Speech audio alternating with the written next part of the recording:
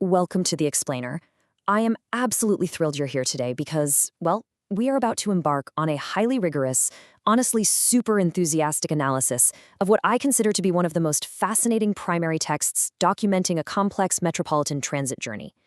Now, on the surface, the source material from CoComelon, it looks simple.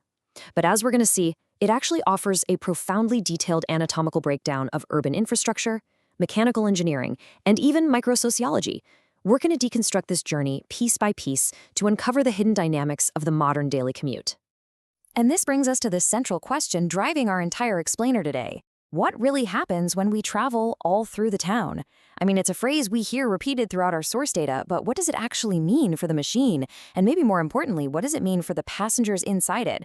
We're going to do a deep dive into the mechanics and the sociology of this ecosystem, examining exactly how the town operates and how its citizens function within the rigid constraints of public transportation. Section 1. The town's transit framework. Before we can even look at the passengers, we absolutely have to understand the macro-level environment they inhabit and the primary locomotive force that drives the reality. Okay, let's dive right into this. The source text establishes the foundation of the town's infrastructure right out of the gate. The wheels on the bus go round and round, all through the town. Notice how it doesn't start with the destination, it doesn't start with the origin, it begins immediately with kinetic energy. This establishes a perpetual circular motion as the absolute baseline of this universe. The town isn't defined by its buildings or its economy, but by the relentless movement of these wheels. Let's look a little closer at that specific phrasing. Round and round is not just a description of shape, it is a declaration of continuous, cyclical motion. What's absolutely vital to grasp here is that the text indicates forward progress through the town, but it entirely omits a defined terminus. There is literally no mention of a final stop. It implies a relentless, almost inescapable nature to this transit system. The wheels are locked in a permanent cycle, suggesting that the commute itself is the primary state of being for the town's inhabitants.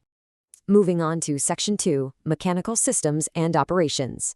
Having established that locomotive baseline, we now need to conduct a thorough audit of the vehicle's internal and external operational components.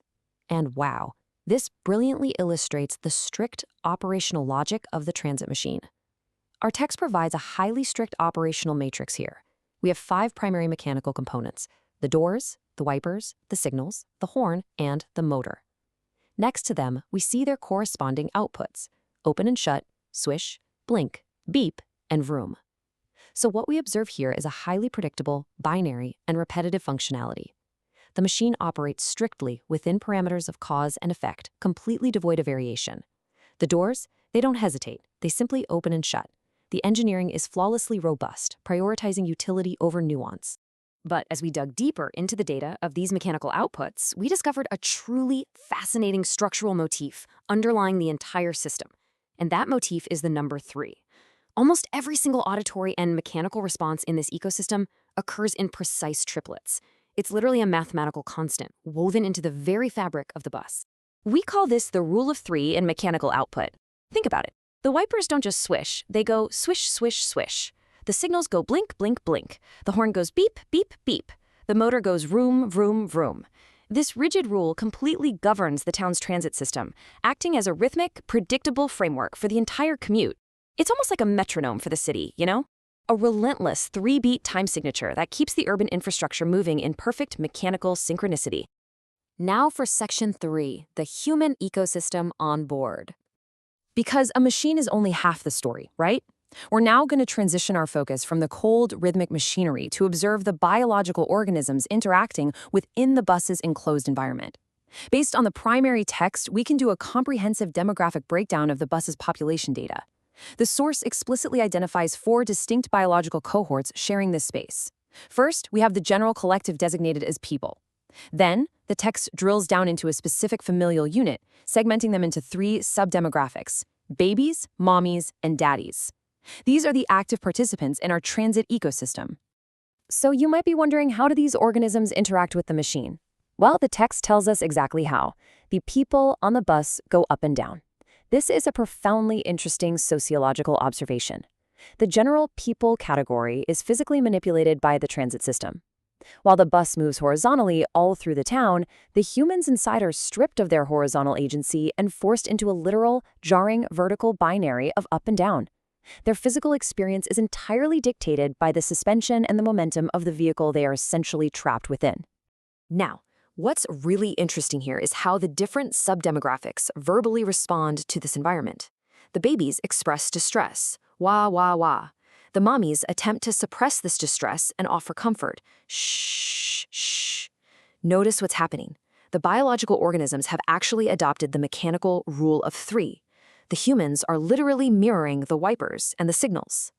But then, we look at the daddies. Their output is, I love you. The rhythm completely shatters.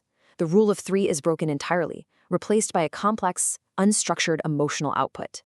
This contrast is stunning. On one side of the ledger, we have the rigid logic of the bus's hardware, the doors going open and shut, representing a flawless mechanical binary. But on the other side, we have this surprising emotional vulnerability demonstrated by the daddy demographic, I love you.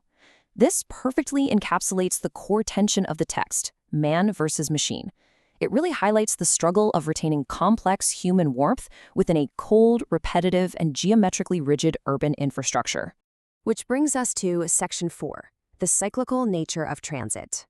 So, after cataloging all the mechanics and the human responses, where does the text actually leave us? Well, it builds right back to exactly where we started. The text concludes exactly how it began.